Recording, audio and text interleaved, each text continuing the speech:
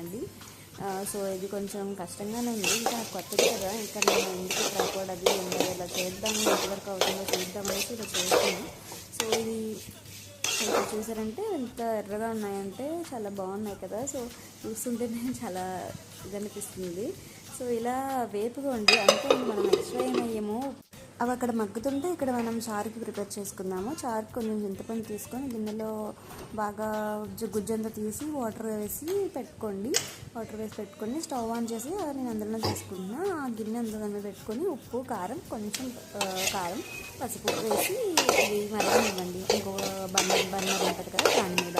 So అది కాకుండా మనం ఇక్కడ పక్క ఇప్పుడు అది పెట్టేసి ఇది చేసానండి, చూడండి ఎలా వేయండి. ఇంకా కొంచెం వేగాలి. సో ఉప్పు వేసుకున్న మెత్తగా వేగింది కదా. సో ఉప్పు వేసుకొని బాగా కలపాలండి. బాగా కలిపితే మొత్తం టేస్ట్ అన్నిటికీ పడుతుంది. సో ఇలా పక్కన అవనివ్వండి.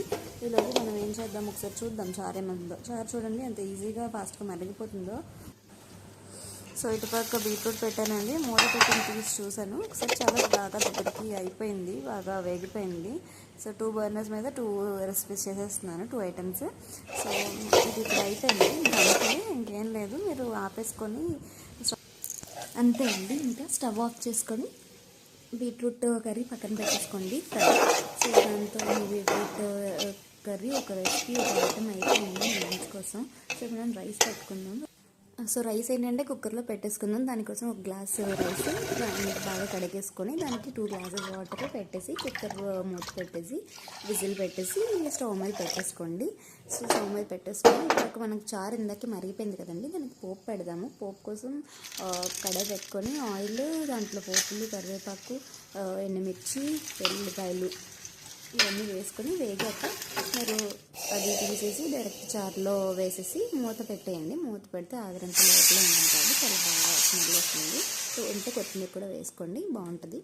సో నా దగ్గర లేదు కాబట్టి వేసుకోలేదు. సో చారు అయితే రెడీ అయిపోయిందండి. ఇటుపక్క రైస్ కూడా అయిపోయింది. సో ఇవేనండి లంచ్కి ఐటమ్స్. రైస్, బీట్రూట్ ఫ్రై, చారు, ఈ 3 అయిపోతే మీకు లంచ్కి అయిపోయినట్టే. సో నేను ఇక్కడే ఇంటి దగ్గర తినేసి వెళ్ళిపోతున్నాను ఆఫీస్కి. మీరు కూడా ఆఫీస్కి తీసుకెళ్ళాలంటే బాక్స్లో పెట్టుకోండి, ఇంటి దగ్గర తినేయాలంటే వేడివేడిగా తినేయండి, బాగుంటుంది. సో ఎప్పుడు బయట ఫుడ్డే కాకుండా అప్పుడప్పుడు ఇంట్లో కూడా ఇలా సింపుల్ రెసిపీస్ చేసుకుంటే మీకు కూడా హెల్త్కి బాగుంటుంది, మీకు సాటిస్ఫాక్షన్ ఉంటుంది. ఇంట్లో మన చేతితో మనం చేసుకున్నవి తింటే అదొక సాటిస్ఫాక్షన్, అది ఎలా ఉన్నా సరే. అలాగే ఎక్స్పెక్ట్ చేస్తాం కదా అవతల వాళ్ళు కూడా బాగుందని చెప్పాలని, నేను కూడా అలాగే ఎక్స్పెక్ట్ చేస్తున్నానండి. మీరు లైక్ చేసి కామెంట్ పెడితే నేను చాలా హ్యాపీ. మీకు ఇలాంటి రెసిపీస్ కావాలంటే మీరు లైక్ చేసి share and subscribe. Thank you.